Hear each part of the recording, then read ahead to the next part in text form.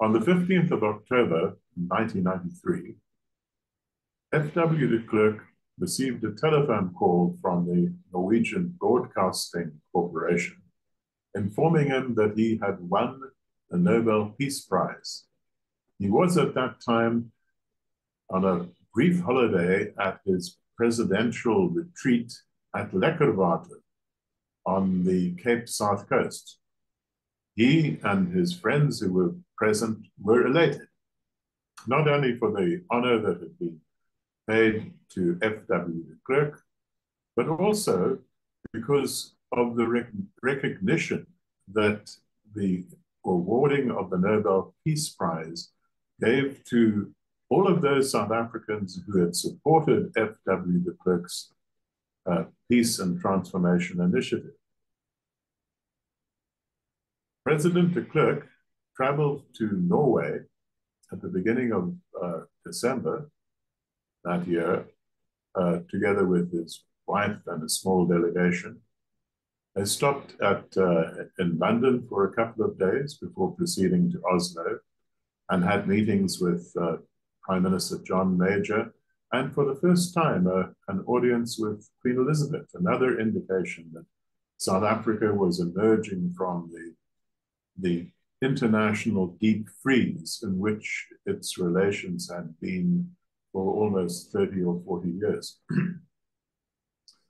I was with President de Klerk, with my wife, when we flew to Oslo in the Falcon 900 presidential jet.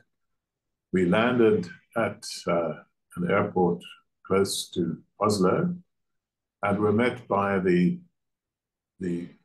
top officials of the Norwegian Peace Committee who had awarded the prize to F.W. de Klerk. It had taken considerable political courage for them to do so, because anti-apartheid movement was almost part of the national religion of Norway. And for a generation of school children, South Africans, white South Africans, were seen as the epitome of evil. We proceeded into Oslo. It was, of course, December. It was very cold. The temperature was -10 degrees. And of course, although we arrived in the early afternoon, it soon became very dark. That evening, the Norwegian Foreign Ministry arranged a dinner for us at a traditional Norwegian hotel, a wooden hotel at the top of one of the mountains surrounding Oslo. And it was very affable, but we were a bit worried because Nelson Mandela had made some quite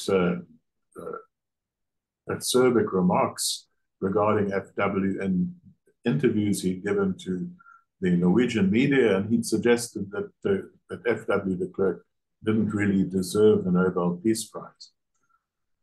So the next day, dawn broke, and again, it was very cold, -10 degrees, and the ceremony took place in the modern Oslo town hall, a yellow brick building inside, decorated with enormous mural, rows of seats with a broad aisle between them, and at the head of the proceedings was the Norwegian Peace Committee, Professor Sejerstat, Francis Sejerstat, who is the president of the Peace Committee, and King Harold and his queen, also in positions right at the front of the gathering. The Nobel Peace Prizes were presented to F.W. de Klerk and Nelson Mandela, and Professor Sejerstat read out the citation, the reasons why the Nobel Prizes had been awarded to these two men. And the Proceedings were then punctuated with music by Ladysmith Black Mabazo. President Mandela made a speech which was very conciliatory.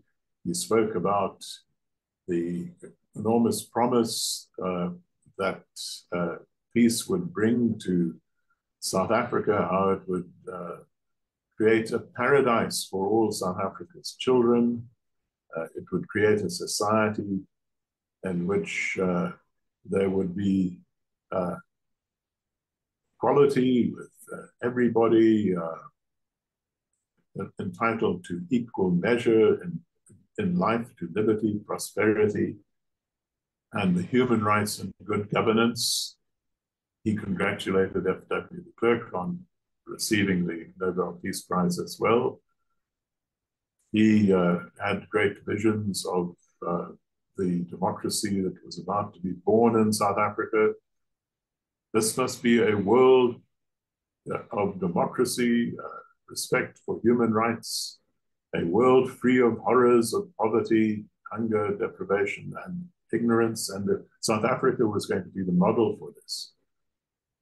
In his speech, F.W. de Klerk spoke about the nature of peace. He said that in all societies, there was going to be conflict. So peace wasn't the absence of conflict. Peace was the way in which societies deal with the differences of interest, the conflict, the competition that are inevitably going to arise in any society. And he said that for this reason, peace was a frame of mind in which countries, communities, parties, and individuals seek to resolve their differences through agreements, through negotiation, and compromise instead of threats, compulsion, and violence. He also said that peace was a framework. It is a framework consisting of rules, laws, agreements, and conventions. A framework providing mechanisms for the peaceful resolution of the inevitable clashes of interest between countries, communities, parties, and individuals. It is a framework within which the irresistible and dynamic processes of social, economic, and political development can be regulated and accommodated. He finished his speech with a quote from the famous Afrikaans poet N.P. van Wyk, in which N.P. van Wyk said the following: "O weë en droewe land, alleen onder die groot suiwersterre, sal nooit 'n hoë blydskap kom deur jou stil droefenis, sal nooit 'n magtige skoonheid kom oor jou, soos die heel wit somerwolk wat uitbloei oor jou donker berge, en nooit in jou 'n daad geskied wat opklink oor die aarde en die jare in hul onmag terge."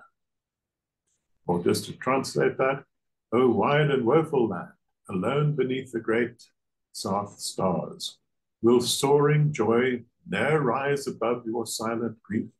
Will ne'er a mighty beauty rise above you, like the hail white summer clouds that billow o'er your brooding peaks? And in you ne'er a deed be wrought, that over the earth resounds and mocks the ages in their impotence?"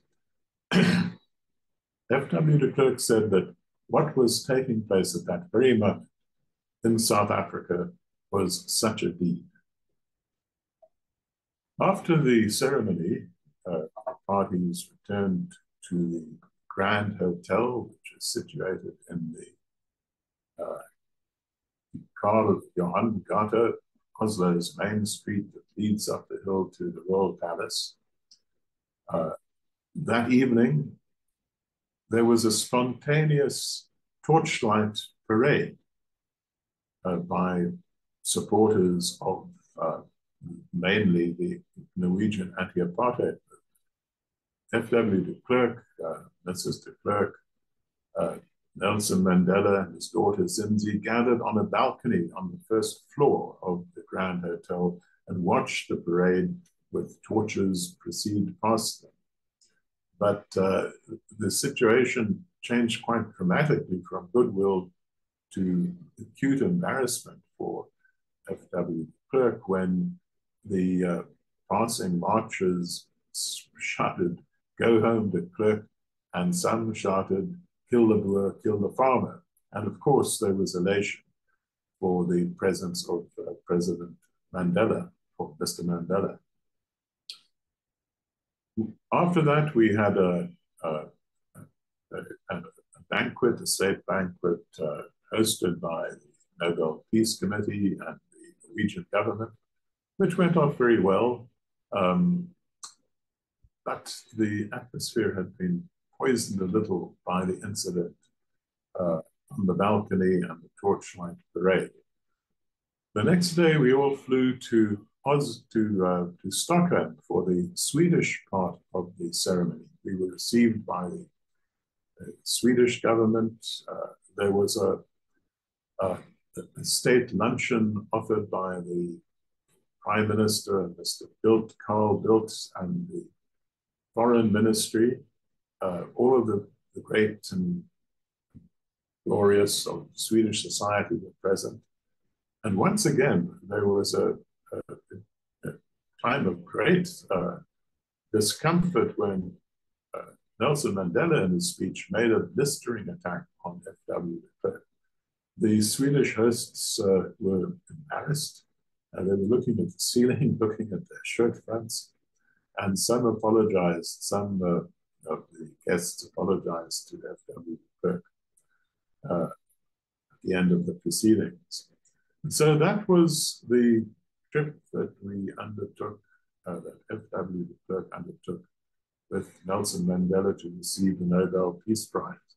Undoubtedly, this was recognition of the enormous achievement that South Africans had made in negotiating a way out of the dead end of white minority rule.